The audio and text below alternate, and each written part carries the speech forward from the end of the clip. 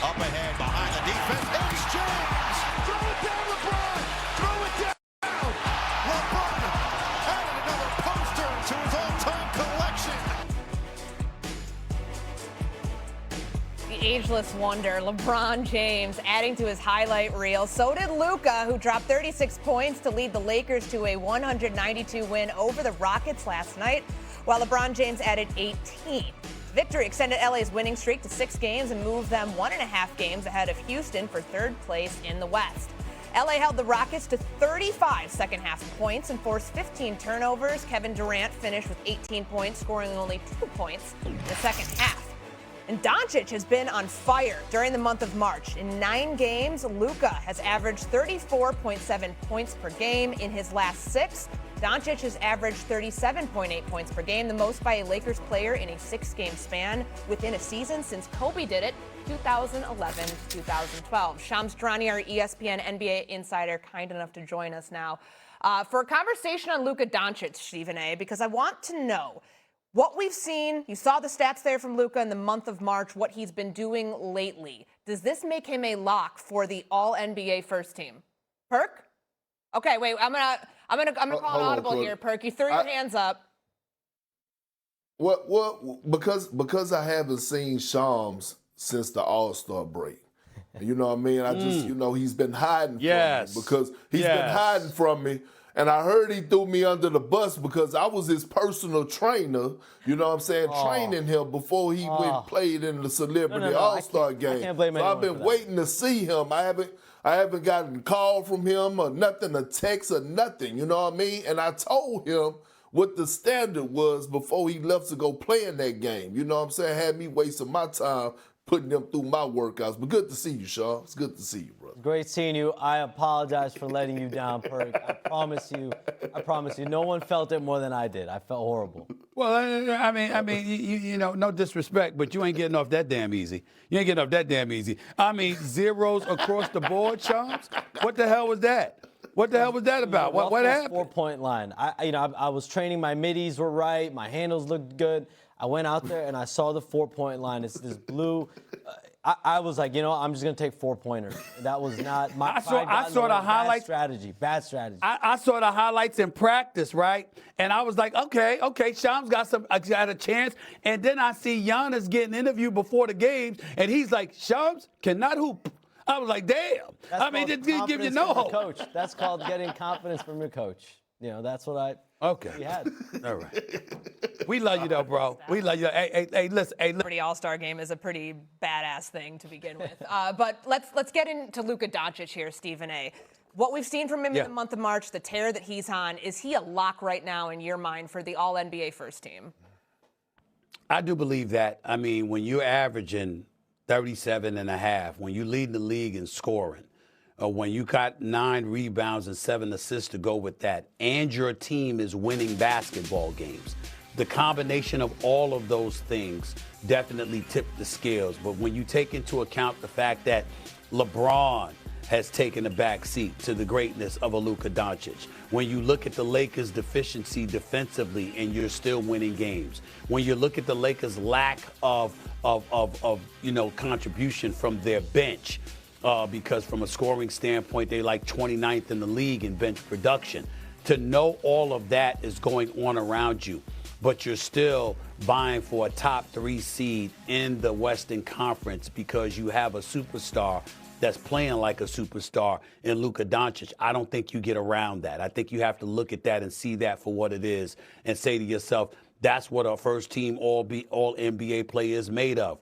When you're carrying the load offensively, when it's leading the winning games, when you're playing along stars and they're still deferring to you, all of those things come with it. So I'm looking at Shea, I'm looking at Jaylen Brown, I'm looking at a Luka, I'm looking at a Jokic, I'm looking at a Wembanyama. And when I think about my first team All-NBA, that's what I come to at this particular moment in time. So you're only able to put 5, correct? Yep. Only able to vote five, for yes. 5, okay? Yes. So you have SGA, I have Jokic, I have Jaylen Brown, I have Cade Cunningham because they have the best record in the Eastern Conference, and I have Wemby. Right. They're second in the West. So Luka doesn't make my top first team All NBA. I will have him on my second team. Now, granted, I get it. He's leading the league in scoring, but when I look at the impact that those other guys are having on their, for as their franchise, I can't take any of those guys out. I'm sorry. Now, you could look at a situation even with a guy like Anthony Edwards, who's having a career year for Minnesota right now. He's going to be on my second team because the greatness of the other guys. Luka, yes, he's leading the league in scoring. He has taken over that franchise. He is driving that car. LeBron has passed that torch. I get all that. I'm not taking anything away from Luka and his greatness. But when it comes down to what the others have done in the position that they put their team in, and Jokic having one of the best seasons of his career, averaging a triple-double, God knows what Denver would be if he wasn't putting up those type of numbers. They probably would be in the play-in tournament. So take that all in account. It's no slight towards Luka. He's just not on my first team. Well, listen, you can say it like that. I get where you're coming from. The only way we disagree is with Cade Cunningham compared to Luka, because I'm looking at the Lakers ascending and I'm looking at Detroit having tailed off a little bit, and I'm feeling the momentum of the Boston Celtics coming, Big Perk. And even though Cade Cunningham, I mean, he had 33 last night. I get that part. But he's sort of been up and down a little bit. He's averaging nearly 25 a game, shooting about 34% from three-point range. I see what he's doing, but I'm just saying to myself, I'm feeling the momentum of the Boston Celtics coming. The Eastern Conference is considered weaker than the Western Conference. I'm looking at what Luka and the Lakers are doing out there, winning, and Luka averaging damn near 38 and balling the way that he's balling and what have you.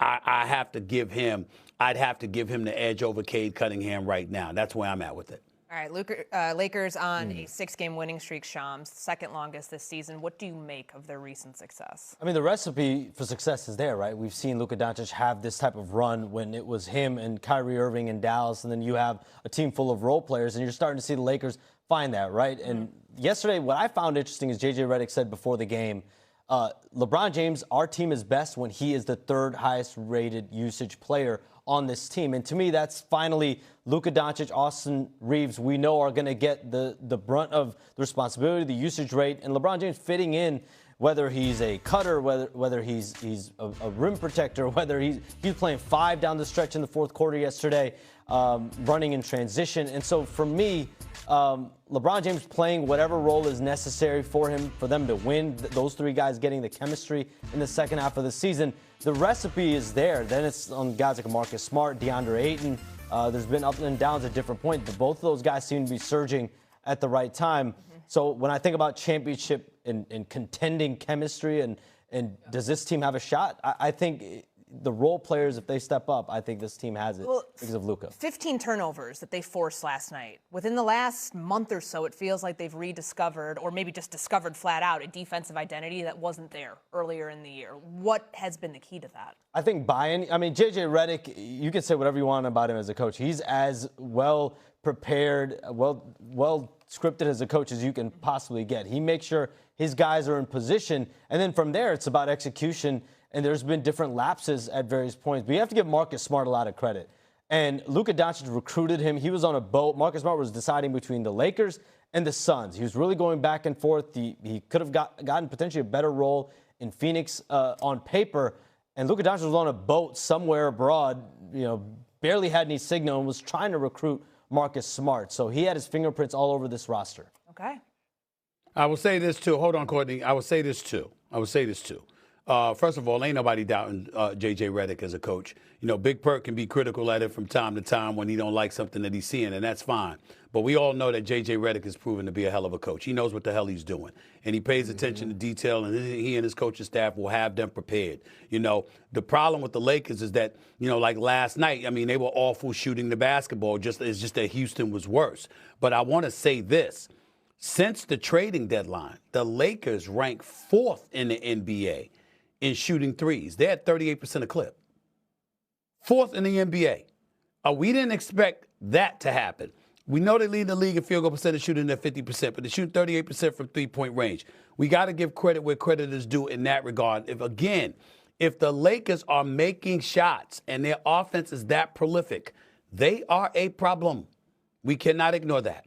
For sure. 8 of 34 from 3 last night. Not their best night, but historically over the last month or so, they've been a lot better from range. All right, time for a quick take. 3 HBC